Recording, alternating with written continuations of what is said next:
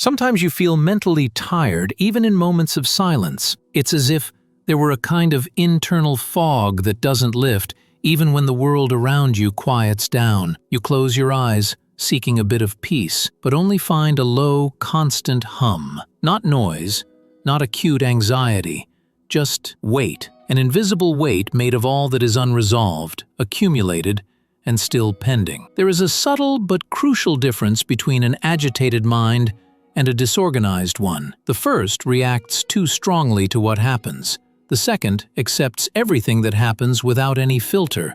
One accelerates, the other becomes overloaded. And this silent overload is common among introspective people, because the more you think, the more you accumulate. The more you observe, the more you carry. And if there is no space to release what has been stored, you end up holding it all inside, like trying to tidy a house without emptying the rooms first. Marcus Aurelius, in the midst of wars, political rivalries, and the pressures of an empire, understood that the mind loses order when it stops applying discernment, when it accepts everything, thinks about everything, considers everything, even what it shouldn't. Governing territories outwardly without losing command internally was his real task, because he understood this: if the mind gives way, everything else collapses with it. And keeping an empire standing first required keeping one's own mind in order. Epictetus was blunt. For him, mental confusion does not arise from the world's complexity. It arises from the error of trying to control what is outside our power. It's like reaching out to hold the wind, exhausting, futile, and ultimately frustrating. The effort to control the uncontrollable turns every thought into a storm. This video comes from that place, from the real need to reclaim order without resorting to rigidity, to restore direction without repression. Because clarity does not require that you think less, it requires that you think more wisely. And, more than that you understand what deserves space and what can be set aside with calm, not to escape, but to return to governing the only territory that depends on you, your mind. Not every thought that crosses your mind is your responsibility. Not every worry you feel should be carried, but out of habit, empathy, or over-awareness, many sensitive adults have grown accustomed to embracing everything, including what is not theirs to carry. And that continuous taking in creates a dangerous illusion that being emotionally involved with something means you must do something about it, as if thinking about it were the same as controlling it. Deep down, the mind attempts this as a way to relieve anxiety. If I'm thinking, then I'm acting. If I'm analyzing, maybe I can predict it. If I'm worrying, maybe I can prevent it. But the truth is that this movement only amplifies the noise. Thinking too much is not preparation. It's unnecessary burden when there is no action to take. Epictetus, with his characteristic precision, divided the world into what is within your control and what is not. And he made that distinction a criterion, not a superficial comfort, but an internal discipline. He knew that confusing these spheres is the beginning of losing clarity, so maintaining that distinction was essential, not as theory, but as constant practice. You've probably experienced this, spending days mulling over how someone reacted, what someone decided, what someone should have understood. And even without any concrete action taken, your mind stays there, spinning, repeating, trying to solve something that is beyond your reach. It is exhausting, and worse, it is unproductive, because no thought,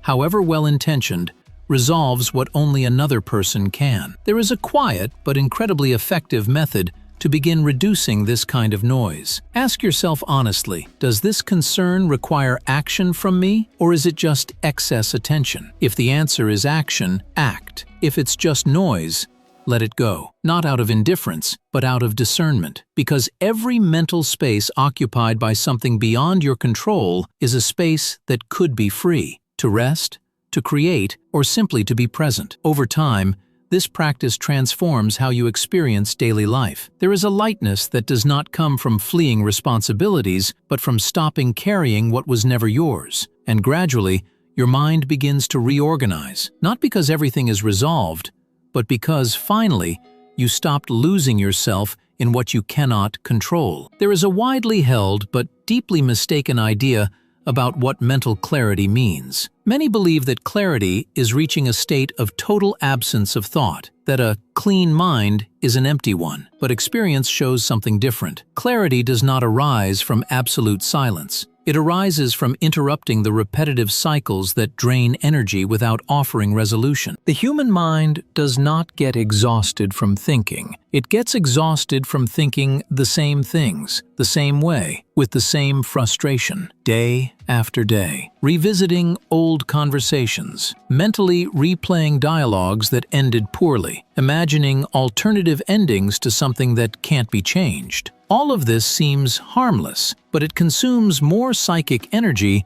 than the most exhausting physical work. Marcus Aurelius understood this deeply. Instead of feeding these internal loops, he wrote down his thoughts. His meditations were actually a way to interrupt the noise, to look at what he was feeling and say, "This far, no further," not to deny discomfort, but to prevent it from gaining dominance. Writing, for him, was more than habit. It was a boundary. You may have noticed how certain memories impose themselves. They are not remembered, they are relived. A poorly chosen phrase, a gesture misread, a mistake made, and there your mind is, trying to rewrite the scene. But time doesn't go backward, and that repetition, no matter how intense it feels, changes nothing outside. It only disrupts within. A small gesture can start the change. When a recurrent thought arises, ask yourself, does this require action right now, or is it just another automatic repetition? That simple question interrupts the flow. It doesn't silence the mind,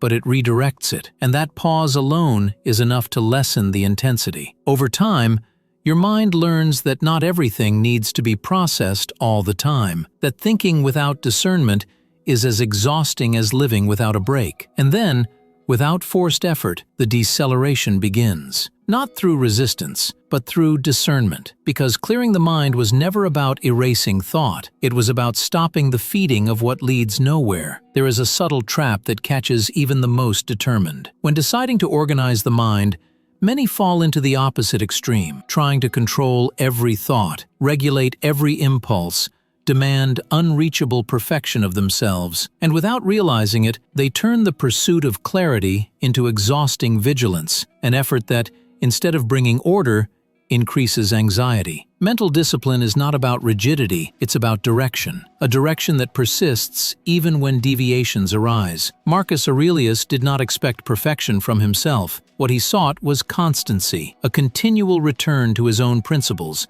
even when he faltered, because he knew that true control isn't about preventing every disturbance, but about not losing yourself in them. You've lived this. On particularly tiring days, you may have tried to organize everything at once, write lists, restructure your schedule, revisit old promises, and in the end, instead of relief, you felt more tired, because the mind doesn't respond well to overload. It needs focus, not excess commands. That's why a simple adjustment can change everything. Choose a single mental priority at a time, one idea, one intention, one principle to guide the rest. When this choice is made with clarity, the rest settles around it, like arranging a room by focusing on one corner and gradually seeing the whole space change. Over time, this practice reduces the sense of chaos. The mind stops running in all directions and begins to follow a more natural rhythm, more coherent. The direction becomes a foundation, and even on difficult days,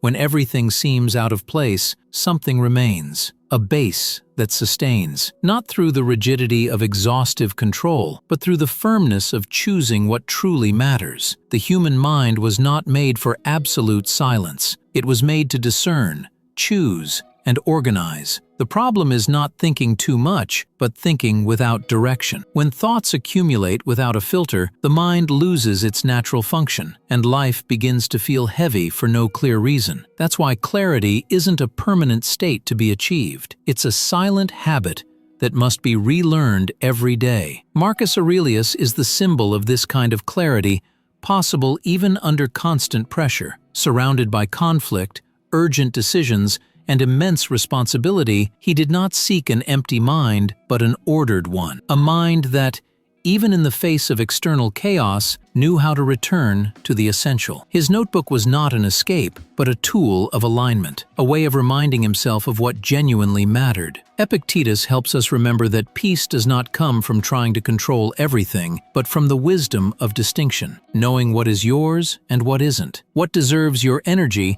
and what can be allowed to pass. That distinction, though subtle, is what separates a trapped mind from a liberated one. Because when you stop fighting what you cannot change, space opens up to care for what is within your power. And caring for your own mind is ultimately caring for your own life. When thoughts are organized, emotions settle, decisions become clearer, relationships become lighter. Daily life stops feeling like a burden. Clarity doesn't come from outside. It doesn't come from miraculous techniques.